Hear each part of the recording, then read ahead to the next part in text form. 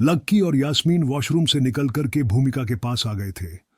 जैसे ही उसने लक्की को देखा, भूमिका फिर से झल्ला गई और बोली, अरे यार, तुम बहुत बड़े पागल हो। मैंने तुम्हें कहा था ना, वेटर को बुलाओ, और तुम उसको बुलाने के चक्कर में तुम खुद गायब हो गए। इतनी देर कहाँ लगा दी तुमने? भूमिका ने लक्की की ओर देखते हुए कहा। इससे पहले कि वो आगे कुछ कह पाती या लक्की उसे कुछ कह पाता, यास्मीन बीच में आई और बोली, भूमिका, ये तुम क्या कह रही हो? वो भूमिका के ऊपर चिल्ला गई और उसे घूर कर देखने लगी।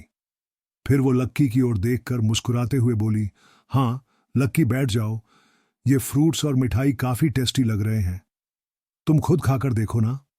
जैसे ही उसने बोलना खत्म किया, यास्मीन ने खुद एक चम्मच उठाई और उससे थोड़ी सी मिठाई निकालकर लक्की की प्लेट में रख दी। अरे वाह, तुमने तो अभी से ध्यान रखना शुरू कर दिया, क्या बात है? भूमिका ने उसे छेड़ते हुए कहा। उसे लग रहा था कि यास्मीन लक्की को फंसाने के लिए उसके साथ ऐसा व्यवहार कर रही थी, लेकिन उसे मालूम नहीं था कि उन दोनों के बीच में अभी क्या बात हुई थी। उन तीनों ने उसके बाद खाना पीना शुरू कर दिया था।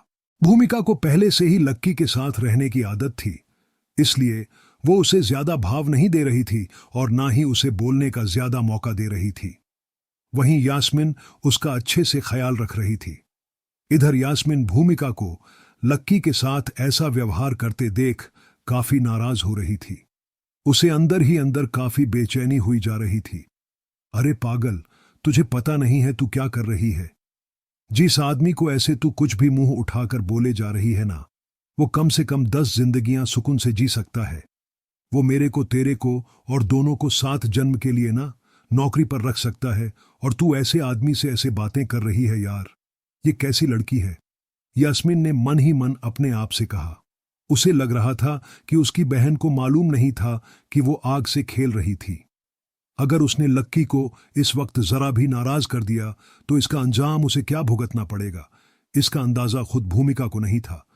अपना नाश्ता खत्म करने के बाद भूमिका ने अपना मुंह पेपर नैपकिन से साफ किया और लक्की की ओर देखते हुए पूछा, लक्की, तो तुम्हारा मेरी बहन के बारे में क्या विचार है? अच्छी है, ये काफी अच्छी है, लक्की ने सपाट लहजे में कहा। उसकी आवाज में कहीं कोई भाव नहीं थे। यास्मीन उसके लिए मन ही मन मिठास महसूस कर पा रही थी और उसके शरीर में लक्की को देखते ही एक सिहरन सी उठ गई थी। लक्की का उसके ऊपर अच्छा इंप्रेशन पड़ गया था, और अगर उसका भी लक्की के ऊपर अच्छा इंप्रेशन पड़ गया तो वो कभी उसको अपने से दूर नहीं जाने देगी। तुम गधे के ना गधे ही रहोगे। दिख नहीं रहा मेरी कजिन कितनी अच्छी है और तुम्हें कितनी आसानी से इसका बॉयफ्रेंड बनने का मौका मिल रहा है, और इसके अलावा क्या चाहिए तुम्हें? भूमिका ने फिर से जलती हुई आग में हाथ डालने की कोशिश करते हुए कहा और फिर खुद ही बात पर हंसने लगी। भले ही उसे ऐसा लग रहा था कि यास्मीन लक्की को अपना बॉयफ्रेंड की तरह इस्तेमाल कर रही थी, लेकिन उसे मालूम नहीं था कि लक्की उसके साथ कुछ ज्यादा दिन तक नहीं रहने वाला था। तुमने देखा मेरी बहन का लाइफस्टाइल कितना हाई क्लास है। अगर मैं सही शब्दों में कहूं ना, तो अंधे का निशाना सीधा सोने की मुर्गी पे लग गया है। तुम्हें मालूम है कि तुम्हारी लिमिट क्या है, उसके बाद भी तुम इतना भाव खा रहे हो, भूमिका ने कहा। जैसे ही उसने अपनी बात खत्म की, वो हंसते हुए यास्मीन की ओर देखने लगी। वो उसे अपने आंखों से ये दिखाने की कोशिश कर रही थी कि वो उसकी लक्की के सामने कितनी बड़ाई कर रही थी। वो सोच रही थी कि अगर वो पहले से लक्की को उसकी और लक्की के बीच का अंतर दिखा देती तो उसकी बहन के लिए लक्की को कंट्रोल कर पाना काफी आसान हो जाता। अब क्योंकि वो उसकी बहन की मदद कर रही थी, तो उससे ये उम्मीद भी हो रही थी कि उसकी बहन उसकी तारीफ करे, लेकिन उल्टा उसकी बहन उसकी तारीफ करने के बजाय एक जोरदार मुक्का मारने की सोच रही थी। वो देख रही थी कि भूमिका की किस्मत बहुत अच्छी थी, वरना अगर लक्की की जगह कोई और होता तो वो अभी तक भूमिका को अच्छा खासा सबक सिखा चुका होता।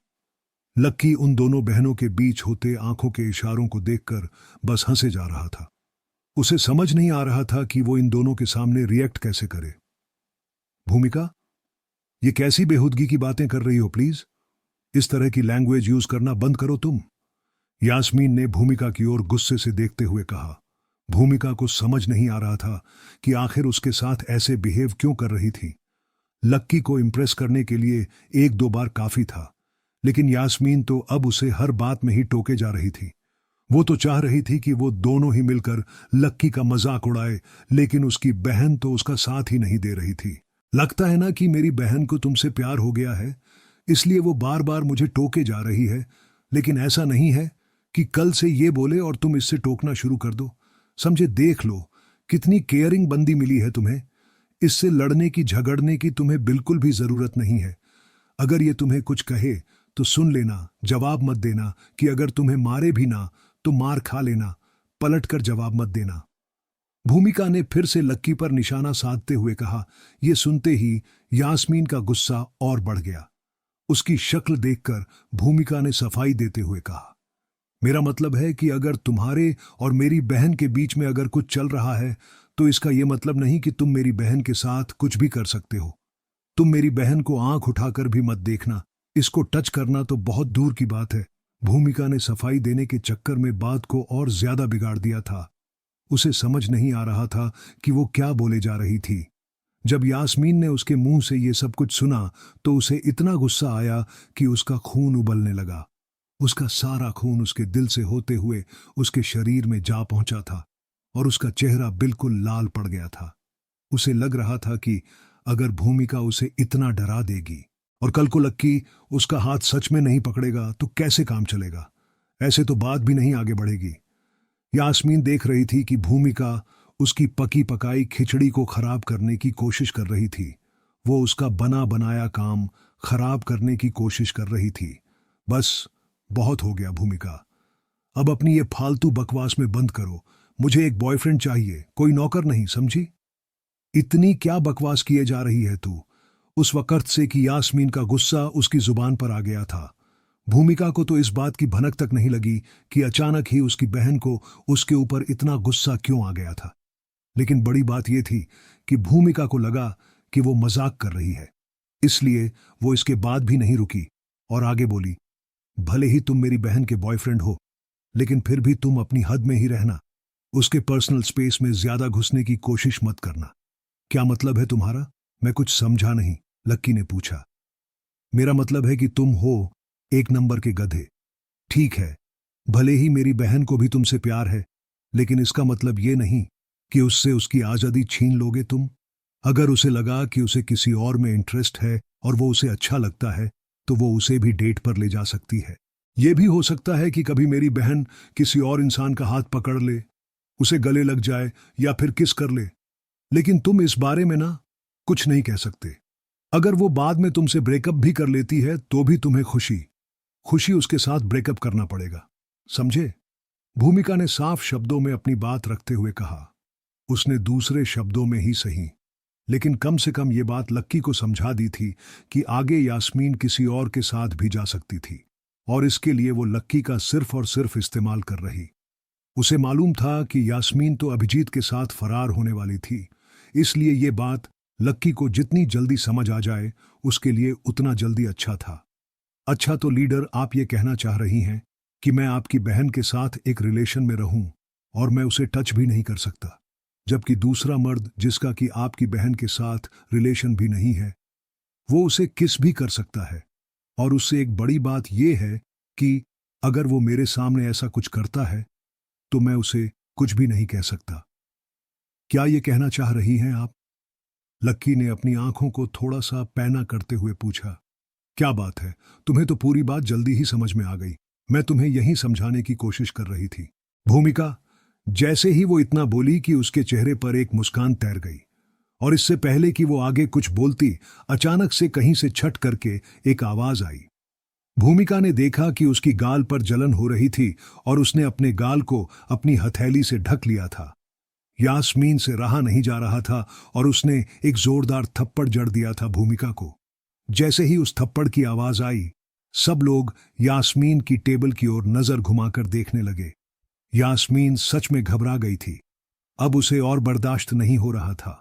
जब उसने सुना कि भूमिका लक्की को एक पालतू कुत्ता बनाने की बात कर रही थी तो उससे बिल्कुल भी रहा नहीं गया और उसने एक जोर का थप्पड़ मार दिया। उधर भूमिका ने अभी भी अपने गले पर हाथ रखा हुआ था और वो अविश्वास से अपनी बहन को देखे जा रही थी। मेरी बहन ने इस गड्ढे के चक्कर में मुझे क्यों थप्पड़ लगा दिया? जबकि मैं तो उसकी हक की बात कर रही थी। भूमिका ने मन ही मन सोचा, वो तो सोच रही थी कि वो यास्मीन का काम आसान करने की सोच रही थी, लेकिन उसे नहीं मालूम था कि यास्मीन, जो कि लक्की से शादी करने के सपने देख रही थी, वो लक्की के खिलाफ एक शब्द भी नहीं सुन सकती थी। तुम ये सब क्या बकवास कर रही हो?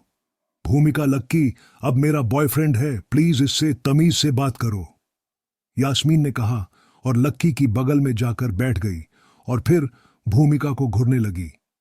लक्की को भी विश्वास नहीं हो रहा था कि यास्मीन भूमिका के खिलाफ ऐसा कोई कदम उठा लेगी, और वो सिर्फ उसके लिए। उसे लग रहा था कि अब अगर वो वहीं पर रुका रहा तो सिचुएशन और ज्यादा बिगड़ जाएगी। इसीलिए लक्की ने दोनों से कहा कि वो जाना चाहता है और वहां से निकल गया। इधर जैसे ही लक्की गया, यास्मीन का गुस्सा भी शांत हो गया। अब उसे भूमिका को इस तरह बैठा देखकर अपने आप पर गुस्सा आ रहा था और उसके ऊपर तरस आ रहा था। लेकिन उसने देखा कि भूमिका यास्मीन के हाथों से थप्पड़ खाने के बाद भी हंसे जा रही थी। उसकी हंसी देखकर यास्मीन को समझ नहीं आ रहा था कि वो उससे माफी मांगी या नहीं। तुम ठीक हो ना? यास्मीन ने भूमिका से पूछा। उसने उसे अभी थप्पड़ जड़ा और वो हंस रही थी। कहीं ऐसा तो नहीं कि थप्पड़ की वजह से भूमिका के दिमाग का तार हिल गया था?